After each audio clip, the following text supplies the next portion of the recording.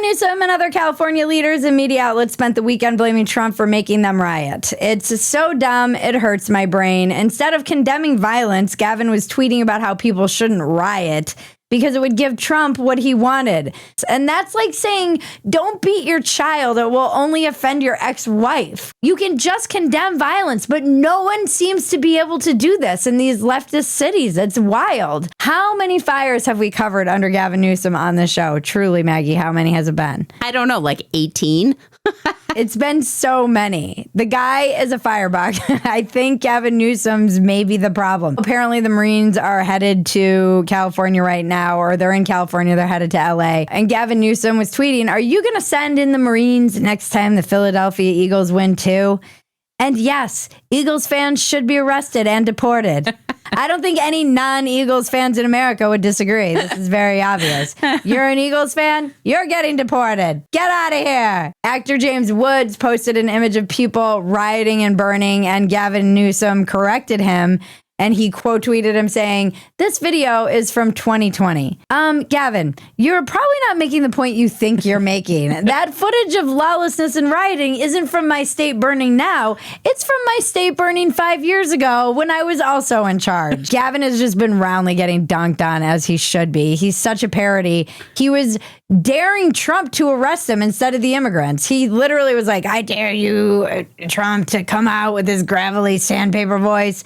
And then the press asked Trump about it, and then he half jokingly in his Trump way said, yeah, I think that would be great. And now Newsom is running around telling everyone in the world Trump wants to arrest a governor. Everything is so dumb. I would be more worried if everything wasn't so stupid. All these people need each other for their sick, disgusting little mating dance or whatever they're doing. It's like a symbiosis of sickness where they like just escalate off one another. Yeah. They just need to have each other to escalate. The Dems could have done nothing. The Republicans could have done nothing too. They could have done their ICE raids. They didn't need to escalate it. And just let LA burn. Let them burn their freaking city down. That's what I'm saying. And then you have all your imagery you need. And you can say, when Gavin Newsom runs in 2028, is this what you want your America to look like? I am available, people, for consulting. That's all I'm saying.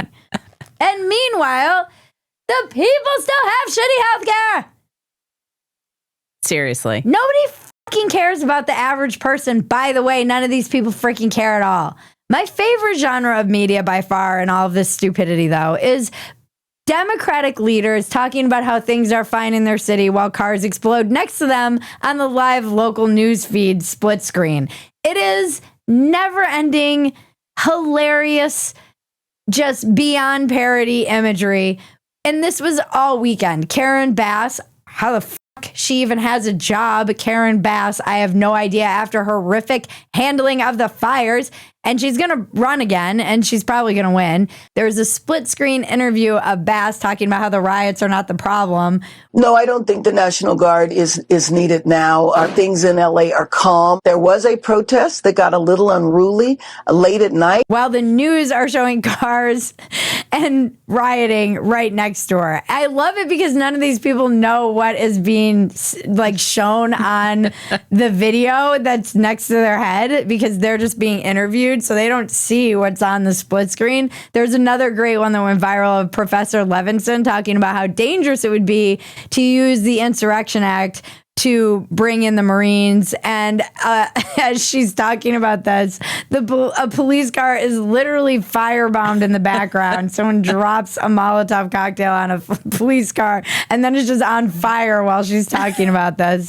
We have seen the president allude to the fact that and we're watching, sorry, Professor, there's a split screen here on the right side of your screen. We're seeing continued demonstrations, and a firebomb was just thrown down off of the 101 freeway overpass onto one of those CHP vehicles below, which is now...